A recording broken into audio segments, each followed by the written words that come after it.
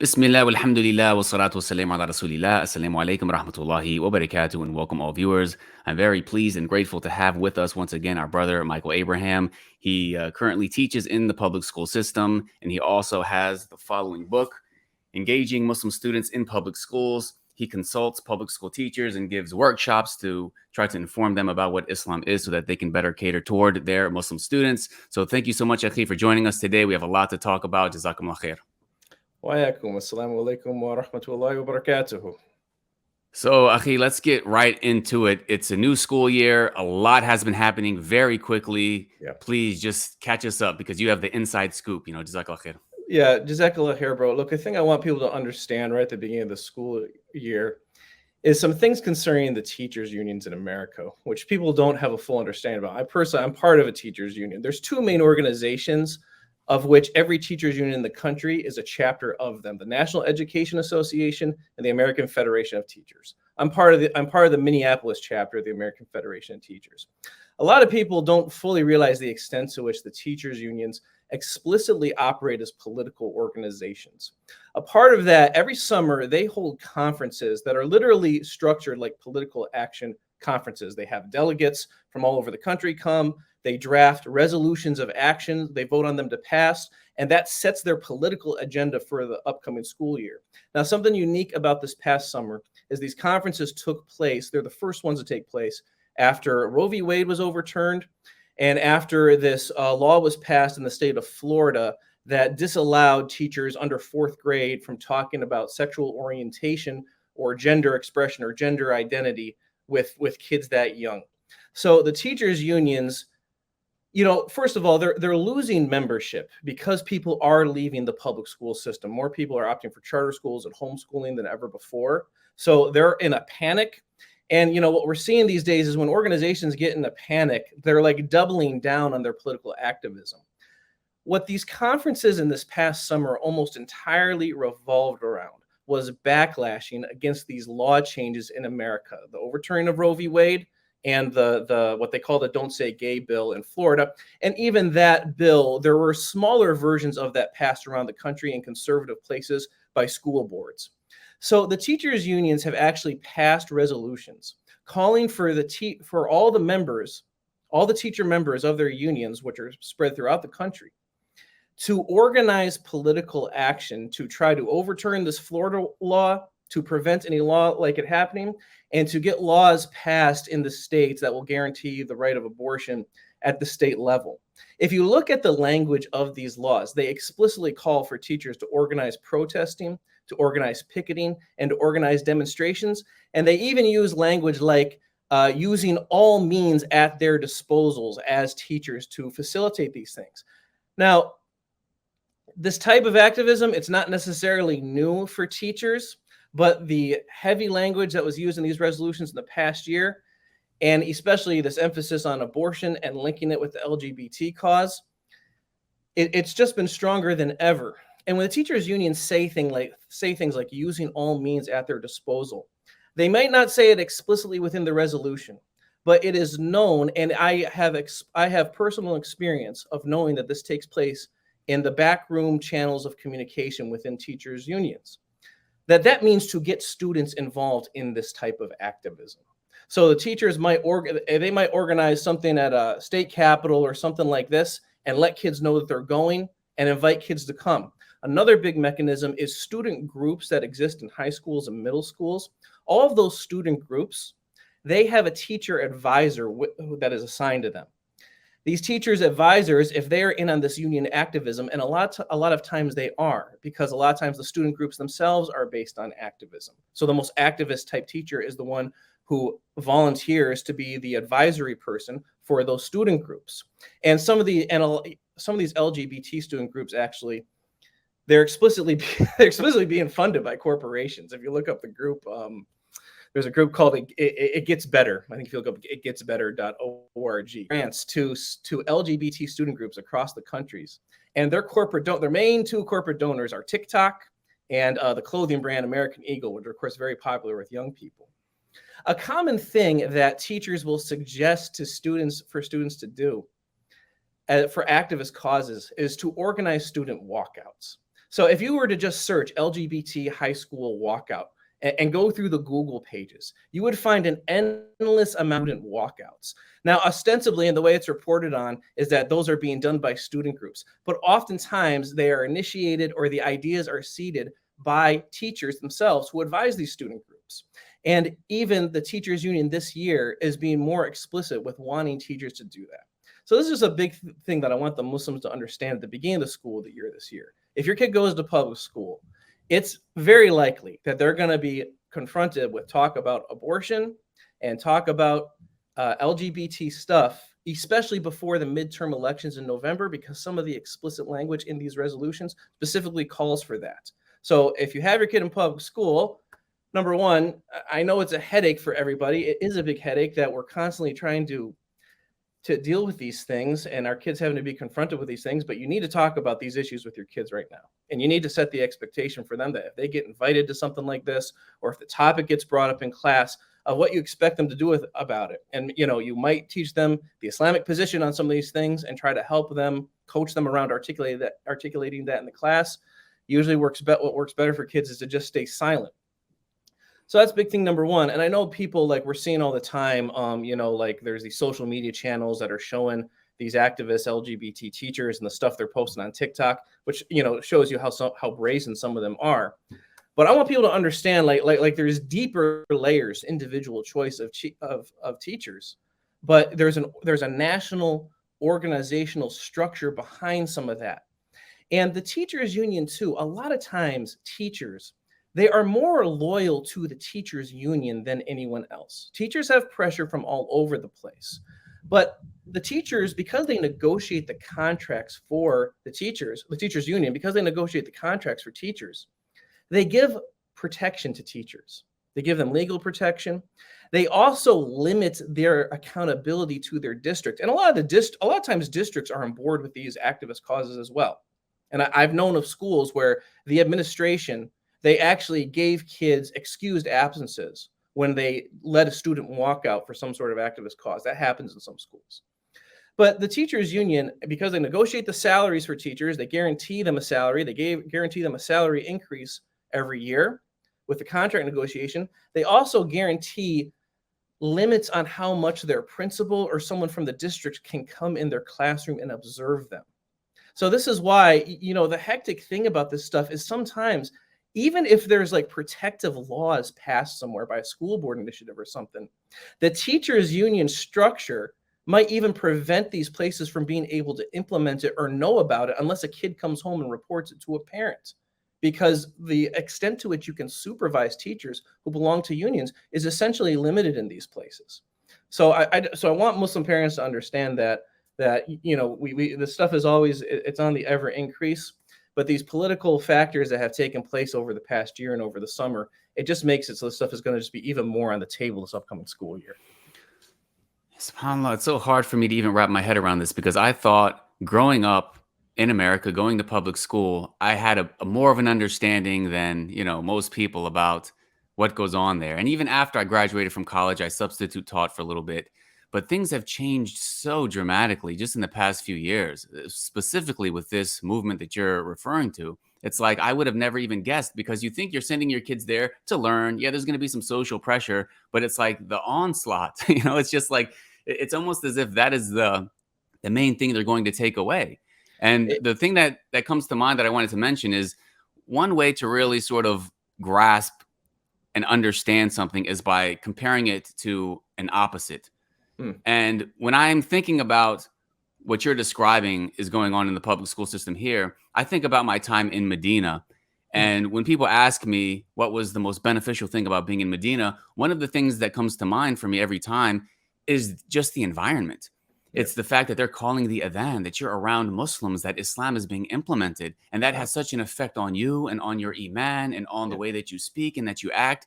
So if we compare that with what's going on in the public school system, imagine the effect all of this is having on them. And it's a concerted, powerful effort, that's moving so fast. 100%. In the social atmosphere of kids, it's controlled by the entertainment industry, and it's controlled by the social media companies now. And the culture of teachers nowadays in the public schools is they don't do anything to mitigate that. If anything, they see that as just something inevitable, and it's something that you need to draw on. And I talk in my book, I've talked in my training program about the demographic shift that has taken place in American public schools over the past 20 years, mostly through immigration. So you have an imbalance between the teaching staff and the student body, where the teaching staff is more white than the student body now. So that has put a huge emphasis on racial equity trainings, which that's gotten attention in the news just recently, but that stuff has been common in schools probably going back to the mid 2000s, like 2005, 2006. That stuff has long been held in schools. Now, there's some things about that are good, and of course, as Muslims, we're against racism, but it's created a lot of white guilt in the teaching staff, where when they see the kids, they are almost afraid to hold them accountable. Like if they tell them not to swear, they tell them not to listen to rap music or something like this, they feel like they're going to be like they're being oppressive towards the kids or something. And there's just a loss of any type of community values that we're trying to hold the kids onto. And increasingly too, just teacher, and actually we did a previous podcast, I reposted on my channel recently, about how messed up the teaching methods are in schools. So teachers are struggling to keep kids engaged, and the devices are really giving teachers a way out to just have the kids socialize almost all day in school. There might be some schools that are trying to crack down on cell phones now, but what happened with COVID and with distance learning is almost every school is one-to-one device now. Every kid either has a Chromebook or an iPad. And kids, especially with reading, kids do, especially younger kids, but even this has been tested on college age people.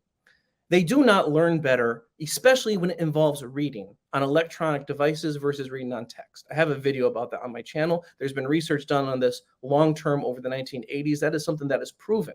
But the tech companies don't care about that, and they pressured all the school districts nationwide to go one-to-one device when distance learning happened.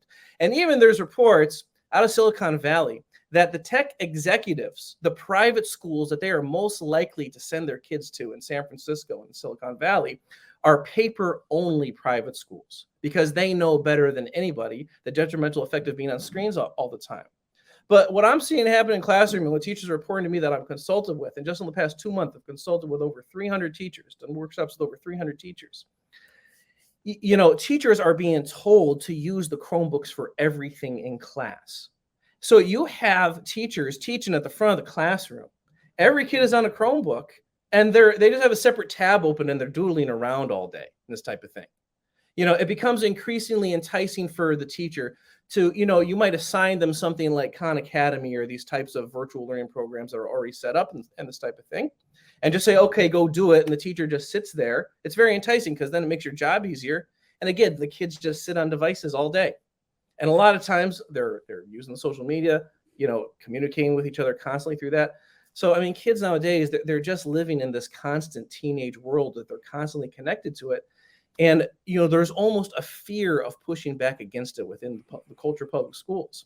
And, the LGBT stuff and things we see about that, that's like the tip of the iceberg. But, something that is a persistent problem that's almost always there in American schools is kids just aren't learning anything. They really just are not learning anything.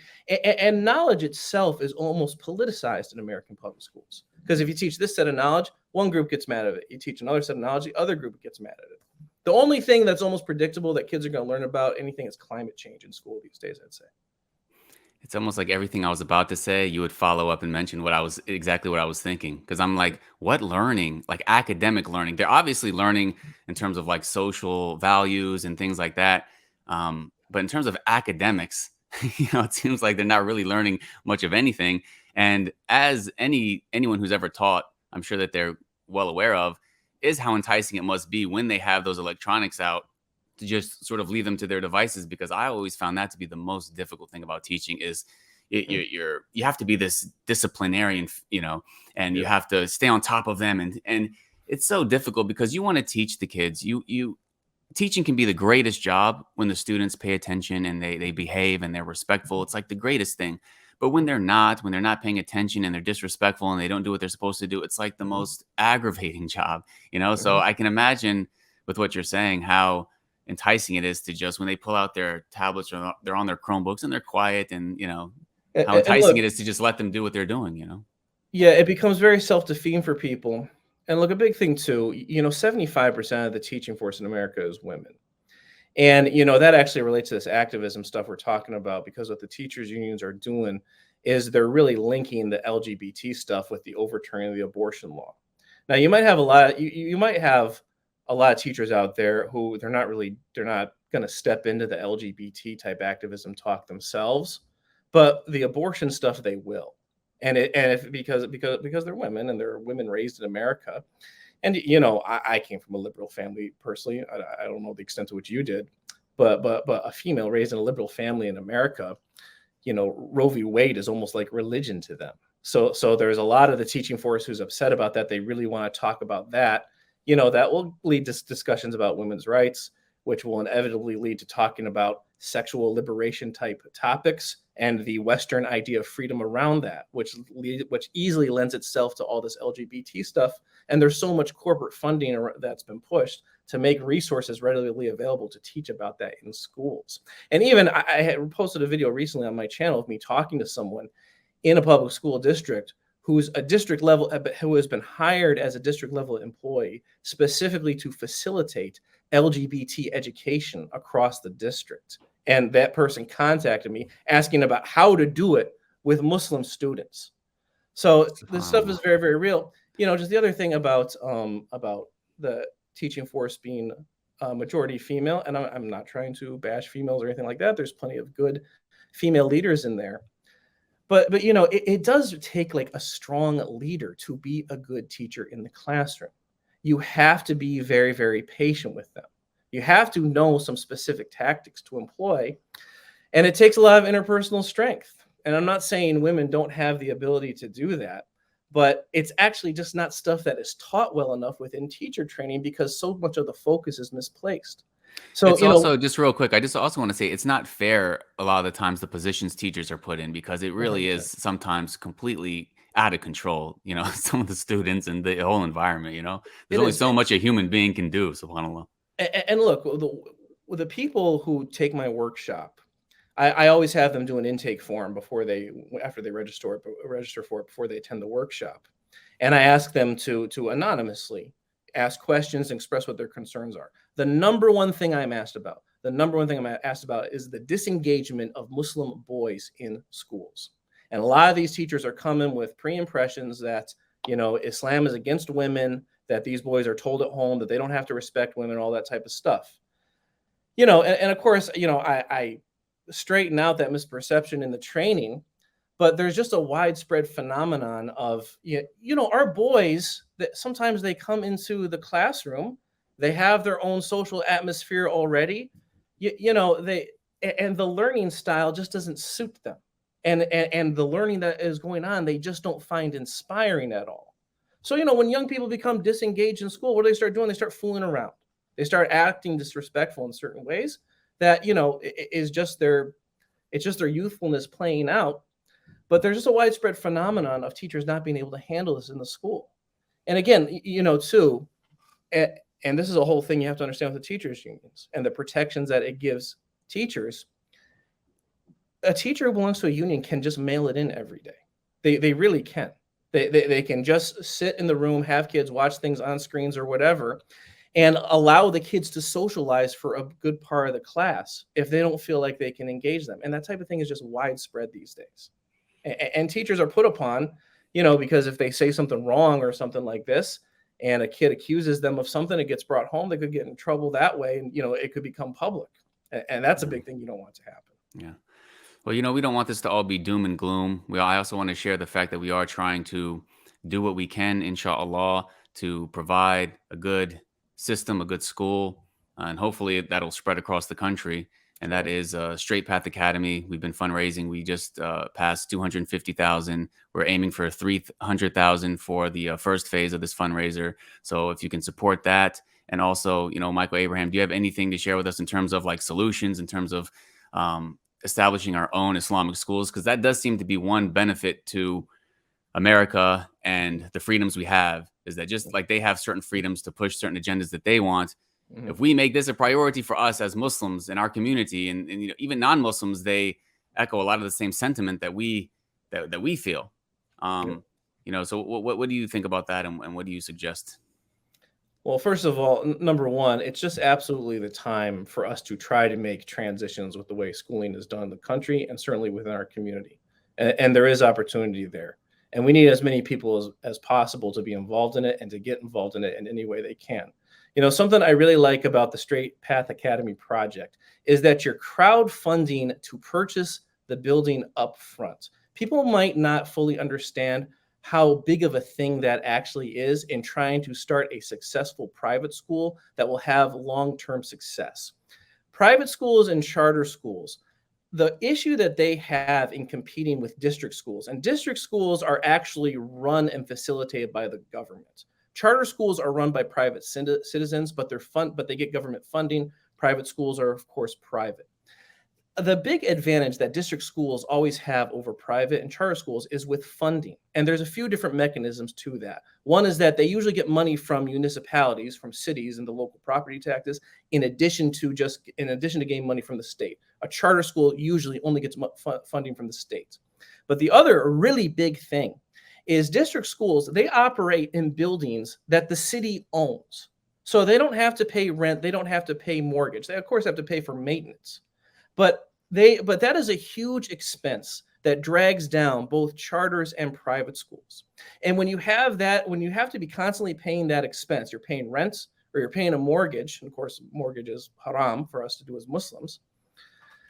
When you're paying that on a monthly basis, what always happens in charter and private schools is they don't have enough funding to pay teachers properly to keep them there long term. And that really affects the culture of schools. It really affects the long-term success when you can't keep quality teachers long-term. And what you usually see in charter and private schools is they're shuffling through young teachers. They're shuffling through teachers who are in their first 3 years of teaching, who once they get a little bit of years of experience underneath them, then they go get a job at a district school that's going to pay better. And a big thing that drags down the charter and private schools' ability to pay that is that they have to be funding for rent and mortgage every month.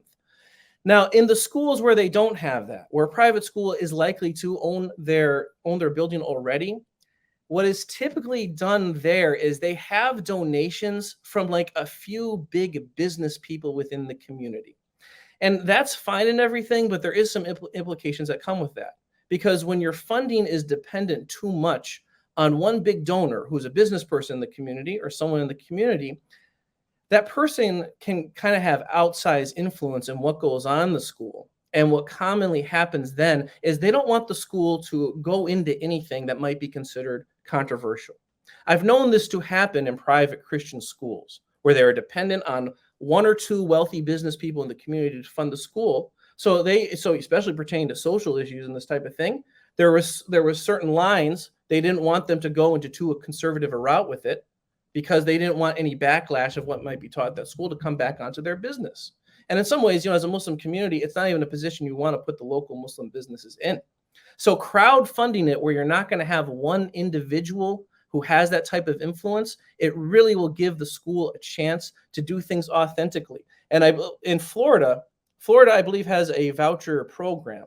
So even low-income kids, they will be able to get tuition funding for a private school in Florida, the state that you're doing this in, and there's many other states that have that as well. But a lot of people don't realize, Catholic private schools are well known. Tuition at a Catholic private school, it does not even pay for 40% of the funding of the school.